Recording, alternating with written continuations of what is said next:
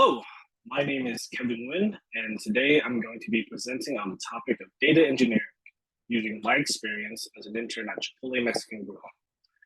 In this presentation, I'll describe my experience interning with Chipotle's data engineering team and just how that team is responsible for ensuring efficient data management and delivery to support the company's operation and analytics. To begin, let's go ahead and define what data engineering is. Data engineering is the process of transforming raw data into usable formats for businesses to use in their operations and analytics. Data engineers work on constructing ETL pipelines, which stands for extract, transform, and load. ETL involves extracting data from multiple sources and then transforming it to fit a desired format. Finally, we can load that into a database or data warehouse for analysis for use by different departments within an organization. Efficient data engineering is crucial to a company's success, especially in larger companies with many departments and teams relying on consistent access to high quality data. This is where data engineers play a vital role. ETL pipeline management ensures the continual flow of data. Good decision making in a company depends on having access to that high quality data, which data engineers are responsible for. This makes data engineering an essential part of any business process. Now let's go ahead and move on to how Chipotle specifically utilizes data in its business model. Chipotle, if you don't know, is a fast casual restaurant chain that specializes in Tex-Mex cuisine, specifically Mission burritos, with over 3,000 locations in the United States and over 40 locations internationally. Now, the company relies on its data and analytics, or DNA department, for data governance and analysis to support its massive operations. The data and analytics department manages all data warehouses and is responsible for a significant amount of data science and analytics that helps Chipotle be in the frontier of fast casual cuisine. The analytics generated by the data and analytics department influences decisions that directly impact fields such as marketing, finance, the Chipotle website and mobile app, and operations within the restaurants themselves.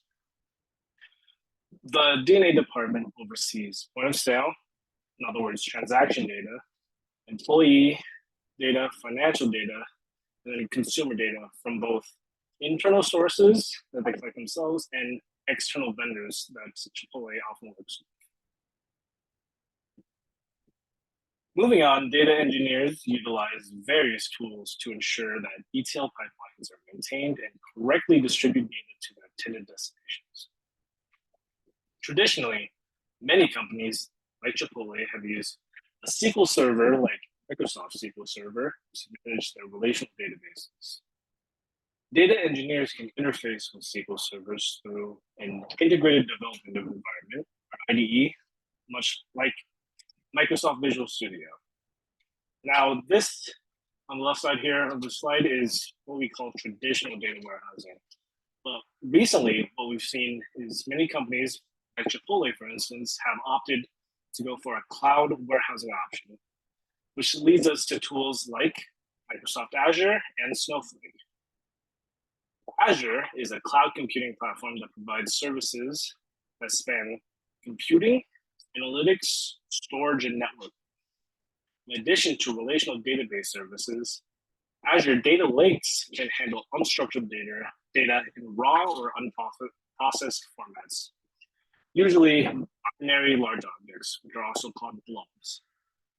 In contrast, traditional relational databases only handle structured data in predetermined formats such as tabular or row and column data, typically seen in spreadsheets. This adds versatility for an organization's data needs. Much like Visual Studio is an interface for SQL Server managed databases, data engineers use cloud computing tools like Snowflake to interface with Azure Data Lakes and the Azure managed relational databases. more and more, we're seeing that companies are choosing to switch to cloud platforms for various reasons, including scalability and cost effectiveness.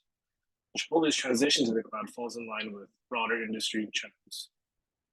Next, I'd like to talk about how some of these tools, how I use some of these tools as an intern for a national promotion that Chipotle was running. So each year, Chipotle runs a promotion on National Avocado Day, which falls on July 31st. And usually, what happens is Chipotle Rewards members receive a free side of guacamole. But in 2022, Chipotle sort of expanded this promotion with Buy the Dip. And Buy the Dip was an interactive stock market simulator that awarded winners with guacamole and queso codes and some cryptocurrency prizes, which totaled $200,000 worth in value. Now, my role in this promotion was to sort of take an inbound file of loyalty IDs and award amounts that were generated from an external vendor. And this inbound file included the winners from the Buy the Dip promotion. And my job was to match the loyalty IDs from that file to customer names and email addresses from within Chipotle's own massive relational databases. Now, the main tool I used for this task was Snowflake, which I used to write SQL code, which placed a final outbound file with contact information and reward amounts in a secure Azure location, so that another department, external department, could use that file to notify the winners that they had won a promotion, won a cryptocurrency, and won Walker case. Since this project involved sensitive customer data, the files had to be transferred using Secure Shell SSH, which is a cryptographic network protocol, which allows for secure data transfer over unsecured networks. Deloitte, the external vendor who generated or who chose winners or maintained the data for the winners and loyalty IDs, would send in daily inbound file over the course of the promotion, which was July 25th up until National Avocado Day, July 31st. And with these, they would send these files via what's called FSH File Transfer Protocol, or SFTP, to one of Chipotle's Azure data lakes. And in that location is where I extracted that file using Snowflake and the SQL code, and was able to match it up with Chipotle's own data. This project is, in a sense, an example of a small-scale ETL pipeline. As I mentioned, the SQL code I wrote extracted the data from the Deloitte winners file, and I merged it with the customer info from Chipotle's databases. That's the extract portion. And then I was able to transform that data into a clean, usable form.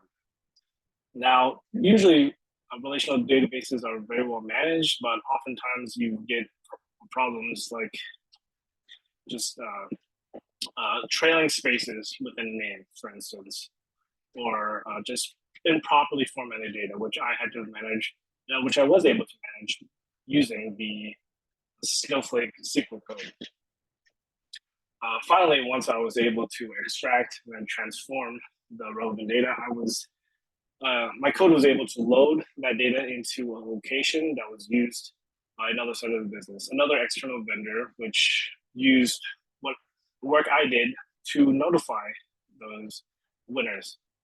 From Deloitte's initial inbound file, you couldn't tell who won without someone in between, myself, being able to connect the winner IDs to the customer data within Chipotle's databases.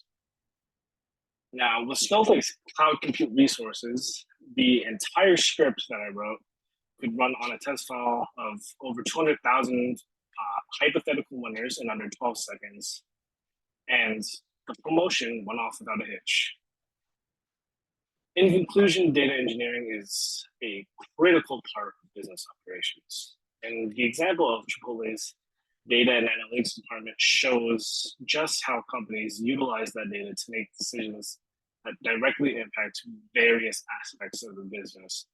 Aspects that, from a micro standpoint, you wouldn't even think about, but all need to come together and work cohesively for the business to be successful. My experience interning with Chipotle's data engineering team highlights just how important of a role data engineers play in managing ETL pipelines and ensuring a consistent delivery of high quality data. Well, I hope this presentation provided some insight into just how important data engineering is in modern industry. And thank you for watching.